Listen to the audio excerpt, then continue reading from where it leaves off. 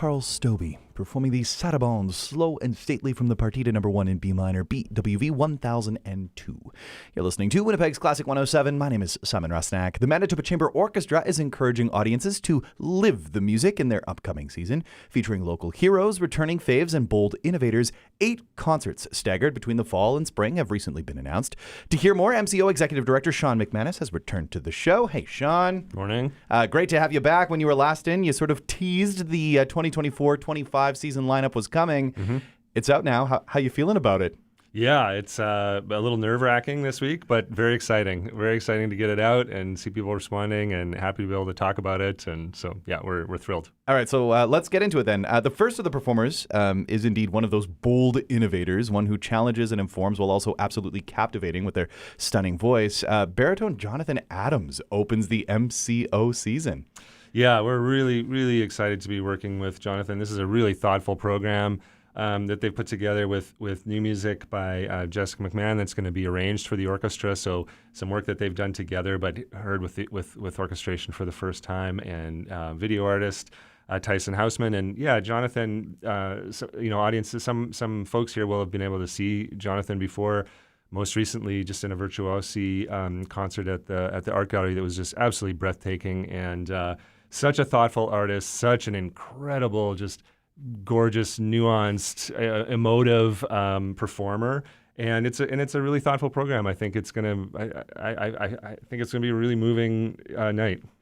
Jonathan was here in studio, and not only did we get to chat, they also performed for us, which was just so moving, and just one of those incredible communicators, whether it's sung or spoken or just curating a program. So what a way to begin a season. I'm super pumped about this one. And it's also a concert that isn't happening at the Crescent Arts Center. You get to test out a new space. Yes, also very excited about this. It will have just opened the Des Hotel Concert Hall on the University of Manitoba campus. I've had the great privilege of, not very many people have been in the hall yet, but I've been in the hall a couple times, and I've even heard a little bit of music played in the hall, and it is spectacular. It's a really, really beautiful space. It's been really, really thoughtfully designed and treated for acoustic music, and I think people are going to be thrilled to be in there and to hear it. And we'll have lots of instructions on how people can find it. I know it's a new space and on the campus, but it's really easy actually to get to and park for. And so, and I've talked to the vocal faculty at the university, and they're especially excited about the way it's going to sound in there. So I think for Jonathan, it's going to be a really wonderful setting. And yeah, we're really excited. You know, we have lots of partnerships with the university, with faculty music and master classes and work back and forth. And so to go down and be able to be there, be in residence for a couple of days too, and have students be able to drop in for open rehearsals and things like that is going to be a really nice part of that. Yeah, just a real great way to kick something off. Yeah. And brand new space. And I haven't been inside yet, but like you say, I've heard nothing but good things. Yeah. So what a way to open this season. From there, you return to your home base, the home base of the last little while, the Crescent Arts Center, and you highlight one of your own, a fellow who we just heard performing to open this 8 o'clock hour. Concertmaster Carl Stobie gets the spotlight. Yeah, Carl, I mean, so loved by Winnipeg audiences, and so known for his virtuosity and for his sly smile on stage. And we absolutely love having him in concertmaster seat at the orchestra, and to have him stand up front and really take the stage is going to be fantastic. It sounds great in there in Crescent. And this is a fun concert too, because we're going to actually hear a little bit of chamber music. So Carl and Angie are going to play a sonata on this, and so it's nice also just to have that kind of variety. We're going to hear the orchestra, and then we'll hear a little bit of the duo and back to the orchestra, and some orchestration of Chacon Partita, which will also be a new setting for that for the orchestra. So yeah, Carl Stobie with Andrew Armstrong at the piano, one of the great collaborators at the keyboard, plus of course the MCO. Mm-hmm. That's Wednesday, October 23rd. Then in the next month, November, not one but 2 world-class pianists, Sean. Yeah, I know. This is Oh, this would be great. Well, when I started in August, and we started early in September, and Awadaj and Pratt was the first thing of the season, and it just it blew everyone's minds. It blew my mind. It made me feel so excited that to be on board with the MCO, and so thrilled that Awadaj and Pratt is going to be back. And of course, Simona Dinestine is somebody that a lot of folks here will remember and know as well, and has a wonderful relationship with the orchestra over the years. So yeah, really excited. It wasn't easy to get the two of them, to get the schedules lined up and get them both here at the same time. But this is going to be fireworks, I think, this concert. Fireworks, certainly. Bach and Mozart on the program, double concerti. I mean, what more can you ask for? Put it on the calendar already. Thursday, November 14th at the Crescent Arts Center. You'll definitely want to be there. Mm-hmm. And then there's one last concert in the fall portion of the program. This is a great Canadian pairing. Yeah, really excited to have David Braid and Mark Fewer here. I think David Braid, again, has been to Winnipeg a few times. Mm-hmm. He has, a long career as one of Canada's top jazz pianists, but is a really serious concert music composer and performer, and really that's where his work is these days. And we're super excited to be premiering this concerto with Mark Fewer, who I think also is one of the just most exciting violin players in Canada right now. And so this work is really exciting. It's gonna be great to hear with the orchestra. And and we've stacked this up, this concert with a fantastic sort of I don't know. We wrote in the copy rockstar composers. I mean, Bryce Desner is on there. Some folks will maybe recognize that name as the guitar player in the National. Also, a really serious concert music composer and performer.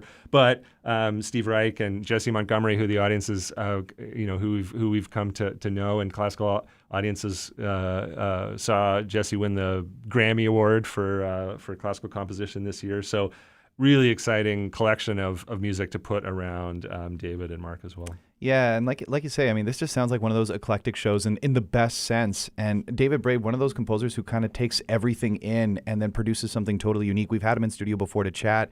Like you say, a great jazz pianist, also a great improviser, a phenomenal keyboardist, really unique musical language. And so excited to see what he comes up with, especially working with someone like a Mark Fewer, who we've also had in studio before and chatted with. Just like you say, one of the great violin players today. It is a wonderful start to this MCO season, 2024-25 season. We've spoken about the 2024 portion. We're going to take a very short little break here and then chat about what's planned for the fall. There's a little bit of Simona Dinestein's playing. That was the 13th invention in A minor BWV 784, music by Johann Sebastian Bach, played there by Simona Dinestein, who's going to be returning to town alongside Awadaj and Pratt. Just a wild show that will be, and just a great lineup from the Manitoba Chamber Orchestra on this 2024-25 season. I'm in studio with Executive Director Sean McManus. Sean, as is typically the case, MCO taking a little bit of a break through the chilliest part of the winter months, and then maybe some wishful thinking here, a little lullaby to the snow to return. Yeah. Yes. We've tried to evoke sort of themes for these concerts. We've given them titles, and this one is drawn directly from the saxophone concerto that's going to be on this program. The poetry for the concerto has this name, Lullaby of the Snow, and with it landing there in March it did seem like appropriate. I mean, we got a little caught this year with our spring series still being a bit of a snowstorm, but it's Winnipeg. We get it. We get it. Yeah. So really excited to be featuring saxophone again. It's been a while since we've had saxophone out front with the orchestra. This is a really, really gorgeous piece by Sally Beamish, a British composer, saxophone concerto, and played by our own Alan Harrington, who folks will. Who have been in the audience will possibly have seen Alan on the bassoon. Yeah, he does it all. Yeah, he's multi-talented wind player, and just thrilled again to be able to feature another local artist, which we're so proud to do, and this will be a really really lovely concert. The MCO returns March 13th, 2025, and then about a month later, April 9th, the guest artist in residence, Aislinn Noski, gets to take the stage again. Always wonderful to have her back, not only playing, but also leading the MCO, which is just always such a cool experience to watch and experience live. Yeah, it's such a great dynamic, and it's something that, the MCO, just, given the nature of the orchestra, the ensemble, how the size of it and how attentive everyone is, it allows us to do that. And you're right, it's such a cool experience, I think, to be able to see the orchestra work that way. And Aislinn's a master at it, so which is really, really exciting. This will feature Caitlin Brahms-Jacobs also on oboe, another wonderful local artist. And yeah, we've this concert is named Solace, and it takes the name from work by Jocelyn Morlock. And we've got a couple of Jocelyn's pieces on the program this year, and really wanted to make sure we featured this incredible local or Canadian composer who we lost last year, and someone who I know means so much to the Canadian music scene, and someone that I knew really well from my days in Brandon. And so that'll be emotional for me to hear those pieces, but we really wanted to have them on the program this year and really celebrate her work and make sure it continues to get played. Exactly that. I mean, you're keeping that memory alive and sharing that music, and it is so meaningful to so many, especially with that Manitoba connection. Yeah. So wonderful to hear more of Jocelyn's music program by the MCO with Aislinn Noski, violinist and band leader. So cool. You got to experience it if you haven't before. Last time I actually saw Aislinn Noski perform, it was with the next player who's featured. Right. That works out really nicely when we're looking at a through line. Chris Dirksen, who was also just in studio yesterday. Amazing. Because she's right now in the pit with the RWB. Chris gets a show alongside Larry Strawn. Yeah, Chris is such an incredible artist, and one of the, from that concert from a couple of years ago, one of the concerts we heard the most about from people, just how moving it was, how exciting it was, how much they would love to see Chris back. Yeah, that spider being work was really, really moving indeed. And with the hoop dancer there, it was totally unique and totally captivating, and just a moving expression of art. Yeah. So this is gonna be exciting. This is a concert based around a piece by Chris's Awasawan, and this is a piece about warming around a campfire. It's a piece about gathering. It's a piece about thinking about our relationship to the earth, and the way that this whole program, Awasawan, is really about the sort of the human rights and the natural world, and the combination that our effect on the earth has on us as communities. And so I think appropriately we're staging this in the Canadian Museum for Human Rights, and really excited about that. It'll be staged in the round like a campfire, a real gathering, I think, around music and community. And getting to hear Spider Beings again on stage. And, again, that's one of the things that I think we really want to do at the MCO is to reprise work that we've commissioned. Reprise new work in general, but especially work that we've commissioned. And, I think the audiences over the years get a chance to hear works from the canon again and again, and grow their understanding or their connection or their love of that music. And we want the same thing to happen with the work that we've been involved in creating. And so really, really nice to be able to do that. Really nice to have it on programs again. We know that orchestras look at what other orchestras are doing. We certainly do. And see what's being played. And if other, folks can see the works that we've commissioned being played again, then that maybe is another spark for them to program it. So really happy to have that work out in the world, and to have Larry Strawn on the podium conducting that. Not only reprising works, but also returning talents, right? Like this whole thing is being billed as local favorites and returning heroes, and these great individuals who are just making waves in the classical music world and the art world and beyond. Chris Dirksen, of course, one of those people. And then the Super Violin Bros are returning. You've got a much better name for this one, Dawn and Dusk. Timmy and Nikki, Timothy and Nikki Chewy returning with Ann Manson on the podium to close out the season. Yeah.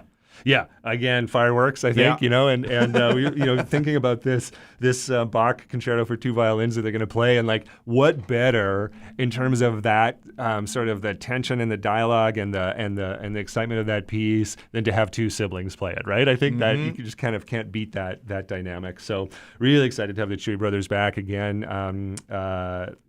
Timothy was here early this season, was one of the first people that I got to sort of interact with in this role at MCO, and was so struck by his interpretation of, or his sort of excitement to be working with the orchestra again, and how dynamic it is, and really helped color the impression that I have of how people from our guests, see the orchestra. And so really excited to have Chewy Brothers back, and audiences will love it. And yeah, a little bit again of new music on this. So David Braid, who's earlier in the season, we've commissioned to write a couple pieces for the orchestra and the Chewy Brothers.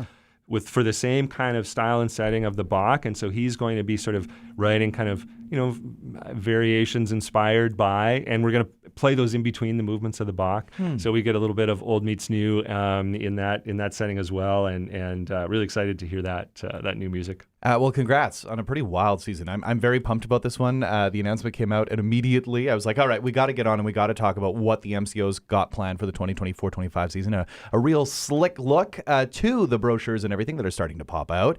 Speaking of new things and new looks, there's a new ticketing system you guys are using this year. Yeah, hopefully it'll be really easy for folks. You won't notice too much difference, but provide some benefits for ticket buyers. So we're using Show Pass. It's got, for folks who use it already, they'll know, Jazz Fest and some other organizations locally use it. So, really easy way to keep track of tickets, and to have, tickets on your phone or in your wallet, but also really easy to print, or for us to print and send to folks for folks that prefer that. So yeah, I think this will be really, really helpful for us, and helpful for ticket buyers as a way to buy tickets and to interact with us. So yeah, really excited to be partnering with Show Pass this year for our ticketing. And there are 8 or 6 ticket packages that are available now, themco.ca through Show Pass. All the links are up there. Plus, you've also got the opportunity to reserve your seats if you're interested. There's some cool opportunities here when we're looking at how subscription passes work. There's also rush seating available if you prefer to run and gun approach, which tends to be my technique. But yeah, I mean, there really is a little bit of something for everybody. 204-783-7377 is the MCO box office. You can find more details at themco.ca or classic107.com. Sean, thanks for being here. Thanks for having me. It's early bird prices, so That's folks right. should jump in now. Do it now. And casual tickets for everything will go on sale in a couple months. But yeah, grab those early bird tickets. It's Winnipeg. Who doesn't like to save a few bucks? Exactly. Now's the time to do it with earlybirdthemco.ca. Again, Sean, thanks for being here. Thanks.